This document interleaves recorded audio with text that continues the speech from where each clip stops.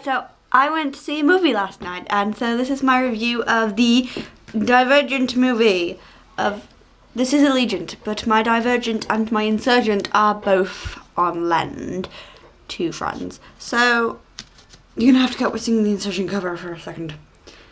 So this is a movie review of Divergent, and firstly, I will just say I absolutely love this film so much.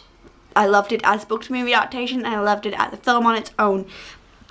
And I went with one person who has read the book and another two people who have not read the book. So I think that was an interesting experience because me and my friend just kept smiling at each other when things would happen that were in the book, our little nods to the book, and when we knew that a scene was coming up that we wanted to see. And our other friends were just like shocked by everything and really enjoyed it. But I think I really enjoyed it. There were some little bits that they cut out or put in, some good, some bad, and I'm going to talk about that. So if you don't want spoilers, then just go away. If you don't want to spoil the book or the movie, I'm probably going to spoil it. So just for caution, I'd leave. So come back when you've read the book or seen the movie. So the first thing I want to talk about is that I loved Shailene so much, and it's given me so much hope for the TVO's movie because she was such a good actress. I've never seen this spectacular now because I haven't read the book yet, and I don't want to read the book before I see the film because that's my rule. And so I haven't read that yet, so I haven't seen her in that. But seeing her in this film just gave me so much hope for TVOs because she's such a good actress. And I loved all the scenes with her and Ansel in them, mostly because I was picturing Hazel and Gus. But anyway, I loved Thor. I thought, what's his name? Theo James was the best at Thor. I thought it'd be a bit difficult for him putting on an American accent because he is British.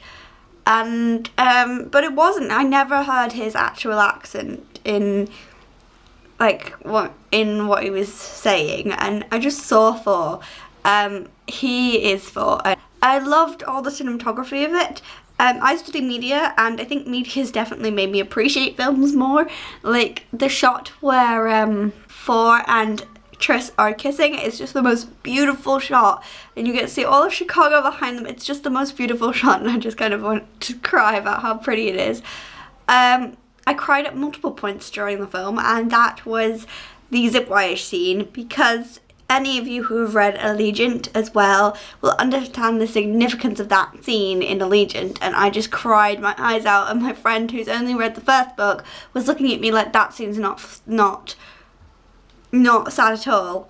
And I was like, I know, but you don't know yet. And yeah, it's really sad. But I loved how that scene was done. Like, she was going through the middle of buildings and stuff. It was just really smart, and I really enjoyed it. Another scene I loved was the Shazam scene. I liked how it was done. I think it was done well, how she pulled the mask off Al, but I wish you'd seen that one of them was Peter, because I don't think you could tell that any of them were Peter. And then Peter wasn't really a big antagonist in it. He was kind of like a bit of a bully, but because you didn't see the eye scene where he gouged Edward's eye out with a butter knife, you didn't really hate him as much as you hate him in the book. And when Triss shoots him, you kind of think that she's just being really mean, and she's not. He's just horrible, and yeah, he's just not a nice person. But I did like all those little things that Shailene would say, like when Peter said, "You won't shoot me," and he goes, "Why do people keep saying that?" And then she shoots him. I just thought that was so cool.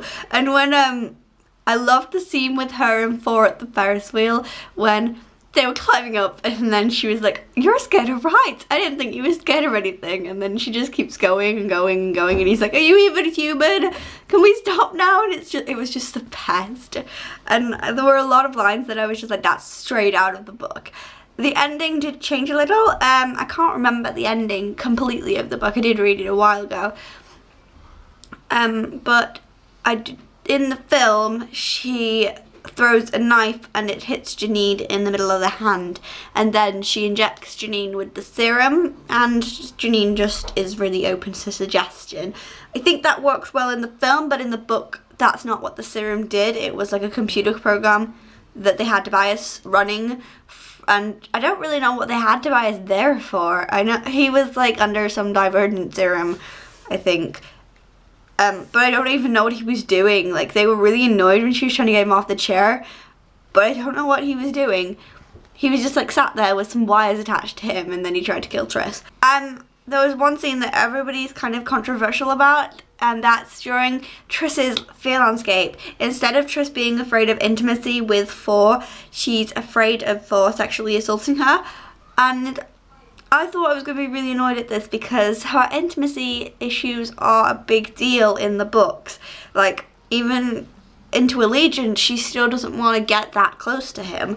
And I wasn't annoyed at it because it only lasted like a little bit, and it really wasn't that big a deal. It really didn't matter that much to me, but I know it mattered to a lot of people. But it didn't matter at all to me. I think it was a good movie, and I'm not going to scrutinise it and say it wasn't because of one scene. I'm okay with that one scene. It didn't, and my friend didn't know that wasn't in the book, and she said she got the impression that Triss was afraid of intimacy from the fact that earlier on in the film she had told Thor that she didn't want to go too fast and that he had to sleep on the floor. So I think they did do it in a way that you could kind of get intimacy from it, and it's not a big jump to get from intimacy rather than sexual assault. But I think it did portray sexual assault rather than intimacy, just to make it less confusing, I guess. I liked Will, but I don't think any of the characters other than like Triss and Thor were really fleshed out enough. But I think that was a time thing, because in the book you do get to see Triss bonding with Will and Christina and Al, whereas with Al, you just kind of saw him with them a lot. And while his death was still sad for me, I still felt bad for him. I don't think somebody who hasn't read the book would really sympathise with him that much, because you didn't really know him. You saw him a couple of times, and then he tried to throw Triss off the chasm, and then she said he was a coward, and then he jumped off the chasm. So there wasn't that much of Al there. I just don't think he got enough screen time for his death to really be a big deal. I think the same thing with Will a little bit, but there was kind of hints at Will and Christina's relationship, which I hope they give more hints to it at Divergent, because Christina does get annoyed at Triss for killing him. And but I do think his death was a lot more emotional than Al's death was, because you have seen Will, like when she was in the hospital bed, you saw Will like hug her and they were close, and you saw Will with Triss a lot more than you saw Al with Triss. I loved how they did the paintball scene, because they didn't have it as paintballs, they had it as little darts that like simulated a gunshot, and I thought that just raised the stakes so much more, and it made it so much better when Peter came around the corner and went, "Tell me if it hurts," and then Triss was like, "Yeah, you tell me," and shot him instead of him shooting Christina. I just thought it raised the stakes a lot, and I liked that scene a lot better in the movie than I did in the book, because in the book they don't really have a lot of fighting. They're just Triss finds the flag and Christina's a bit annoyed with her about it, but there's not really any fighting apart from with her and Molly.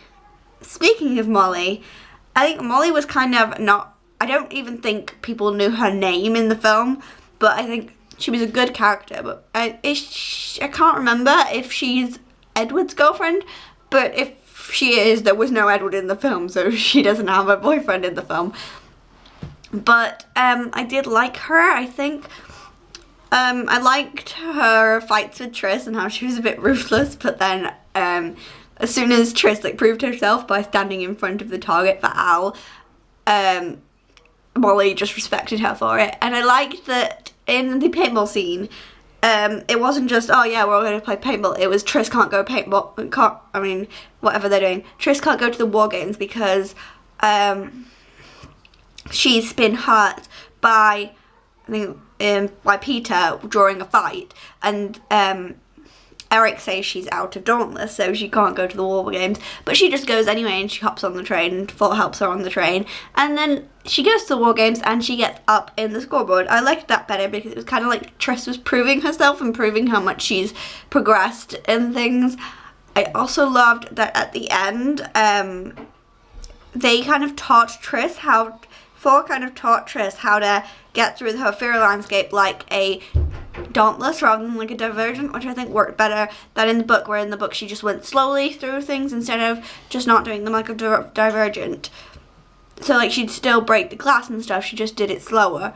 I think it worked better doing it so that she was doing it like a Dauntless, because she had to think about it and she was not using her Divergent powers, and it made her like disguise herself as a Divergent more than she would have before.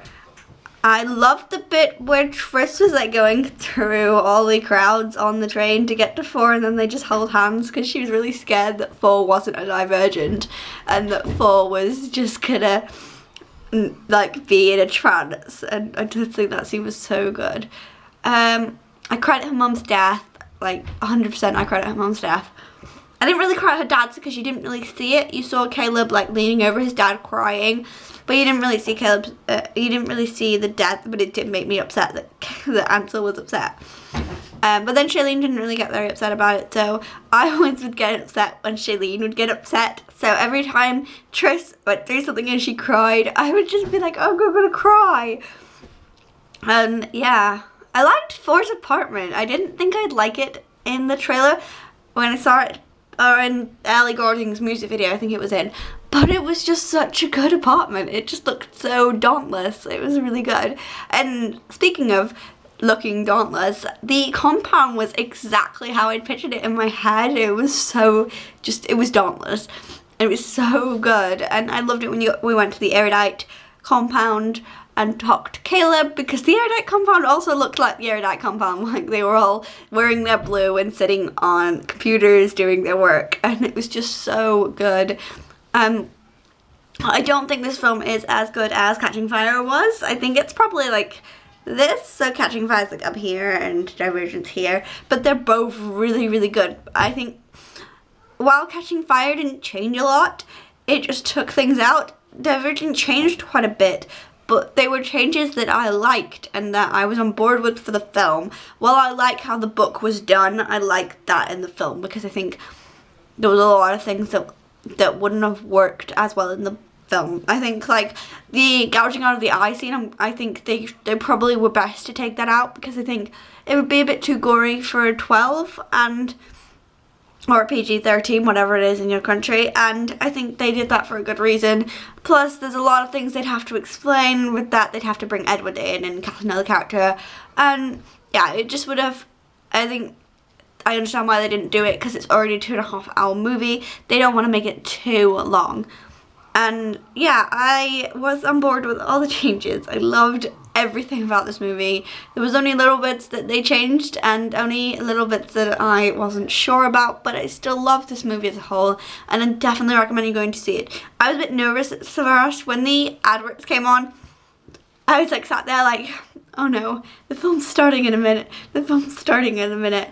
But then it was just so good. And when all the Dauntless came off the trains, I just felt like I was Dauntless. And I'm not a Dauntless. I'm definitely an Erudite. But I just felt like I was Dauntless. I felt like I could jump off that train and do all those somersaults and do whatever they were doing. I thought it was going to be a bit cheesy, but it definitely wasn't. It was just done really well. And the soundtrack just made it really, really well. Really, really well done. Because I think they have this soundtrack that was like drums. I don't know what it was, but they had it whenever like the Dauntless would come off the trains. It was that music, and it just makes you feel so pumped up, like you could do anything you wanted to. And yeah, I loved all their clothing, because they had like different shades of the colors, so they weren't all the same grey for Abnegation. There were different greys, and Amenity had orange and green, like they were like more earthy colors rather than just orange, and I really enjoyed that. I liked that a lot. I especially liked Dauntless's clothing, because they had like, most of them had like red tops underneath their leather jackets, which I liked a lot. I don't know, I just really enjoyed this movie, and I think you should go see it if you've read the book and if you haven't read the book, because it's a good movie on its own. And I've not like seen a first, I think it was a good first movie, because like while I love Catching Fire, The Hunger Games is not a good movie on its own.